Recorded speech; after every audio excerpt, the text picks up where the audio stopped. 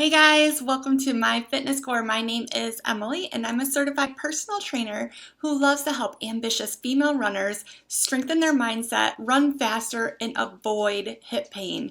Yes, you can avoid the aches and pains. It is possible. Yes, running is a high impact sport, but you have to be a problem solver. You have to be looking for solutions to all those little aches and pains, and I am here to help you. Today, I am talking about my 5-step solution to running faster, and it goes way beyond following one of those schedules that you print off the internet, the ones that tell you to run 3 miles Tuesday, run 4 miles Wednesday, and do a long run on the weekend. You need more than that if you really want to conquer those longer distances, even 10K, going to the half marathon and all the way up to a full marathon. You want to be incorporating runner specific exercises. And I am here to help you kind of figure out what's missing from your routine so you can try to add it in little bit by little bit. To begin is balance training. Balance training is super important for runners. I can't emphasize this one enough. You need this if you are running over 5K. So balance training, what does it entail? I have a few photos here for you so you can kind of take a look, but what it does is it really strengthens the arch in your foot. It's going to strengthen your ankle and your core activating muscle groups are all going to be engaged, and it's just going to help you improve your balance. That's why it's called balance training, and this is super important. If you do not know how to start incorporating this one into your routine, I am dropping in the comments below my demo video that goes over a 12 progressions of single leg balance training. This is just what you need to get started. So it's going to help you progress through different difficulties, going from beginner all the way up to advanced. And this is absolutely going to help you. I'm going to be dropping actually quite a few links down in the comments below, so be on the lookout for those because I am going to help provide those resources that you need in order to improve your running body. Next up, effective tracking. I really want to emphasize this one to you guys. So many of you are out there putting in the work, but you're not really tracking it properly. Sometimes those GPS watches or your phone does track it, so you see the end result and then it disappears. You don't look back at it. Some of them do accumulate for you, so you can look back, but I really think it's important to write it down so you just have easy access to it and you can it's just so much easier, and it's very good for you mentally too to have it handwritten down. This is the journal I use. I love this journal. It's a goal getter journal. I'm sure many of you can identify with being a goal getter because we all have those big goals. Well, this one is just for fitness, and I really love it because it helps me track my mood. It helps me track what I'm eating. It has really helpful tips, and it provides some motivational quotes, all the things that I like to see every morning at the end of my workout. So this one you can find on Amazon. I think it was a little bit cheaper on eBay, but who buys stuff on eBay still? I don't know.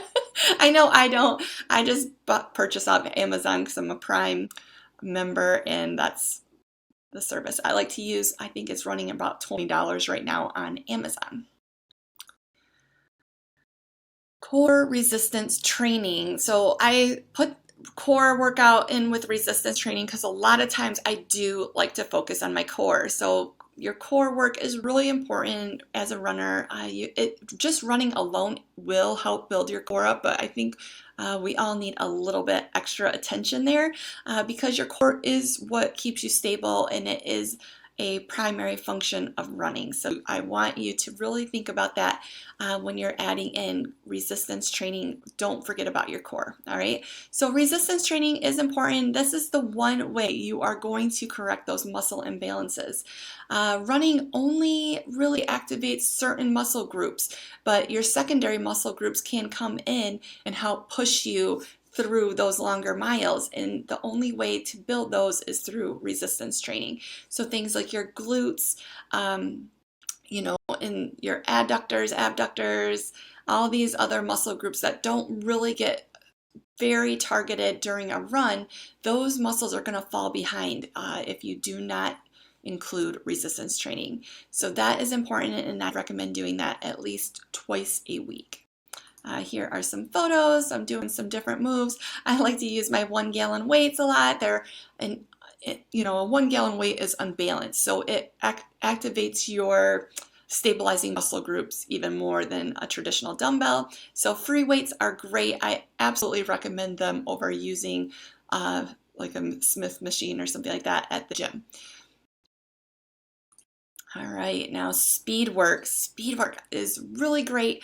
You will want to have a really solid base in your running before you start speed work. So if you haven't been running 6 weeks consistently yet, running 3 to 4 times a week, you should not be engaging in speed work yet. So this is for more seasoned runners that have been at it for a minimum of 6 weeks. Once you get there, you can start incorporating speed work, hill repeats, the time mile. Fartlek is like when you pick out like a mailbox or a flower bed in front of you, and then you run to it at a higher speed, and then maybe you take a break once you reach that milestone, that point in time. All right, so and then you walk, and then you pick out another thing in the distance. So maybe it's a telephone pole or whatever the case may be. You run to it, and then you kind of slow down to a slower pace jog, or it just depends on where you're at in your running. But Fartlek is fun to use, and it's very, very popular. Ladders.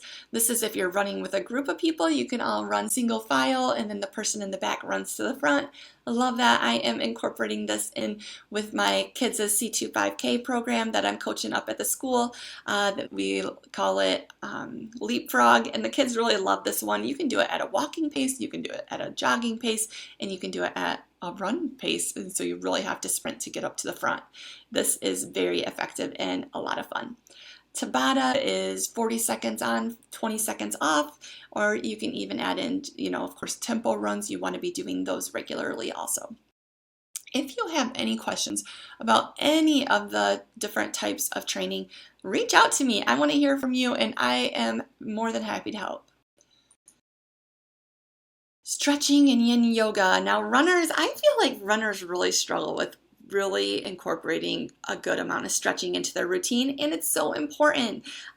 You want to really improve your flexibility and your range of motion. It's going to improve your running form, and stretching, it's not really proven to reduce your muscle soreness. However, that doesn't mean it doesn't help people. These studies, it's really hard to prove different things like that. We stretch because it feels good. And as a runner, you're definitely going to want to incorporate this into your routine. I use yin yoga. It's a little bit of a softer type of yoga, so you don't feel like your muscles are ripping in half when you're doing this. It's really kind of just a light stretching, and we can really target it for runners. So here's a couple images and doing the calf stretch and doing the bow and arrow with the arm stretch, and then a nice easy hip stretch here. And all of these, there's just so many that you can do, and you really got to just find what you like, and you can start incorporating stretches and single leg balance training any time of the day. You don't have to set aside huge amounts of time.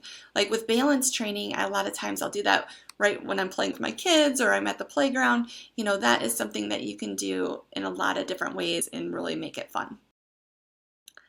All right, so if you have found this helpful and you're really thinking, man, maybe some of these could help me run faster, I am offering a free 30-minute coaching call. I call it a Think Fast call, because we're going to be talking about ways to improve your speed, ways to improve your running form, and I really want you to be able to walk away from this call with a written list of goals.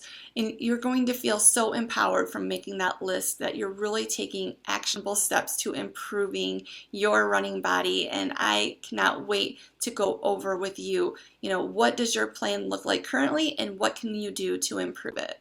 So I will be dropping a link to my calendar down below. I really encourage you to get in there and select your free 30-minute session because they are going to fill up. I only have so much time available to do these, and I really want to talk to you, get to know you a little bit better, and find out what is missing from your routine so that we can fix that and make sure that you can run in the race of your dreams. You know, we run for so many different reasons, and it's a lot of times we start out running for the physical health of it, but we end up falling in love with the mental health that we get, the just the release, the endorphins, the rush that we get from running, and just the community of running. And we want to be a part of it and continue to be a part of it and not get sidelined or laying on the couch, because that's not where we want to be. We want to run pain-free, and we want to enjoy all its benefits. And I really, truly want to help you do that, just that. So reach out to me, get your call scheduled, and I hope to hear from you soon. Thanks so much for watching. I really appreciate you.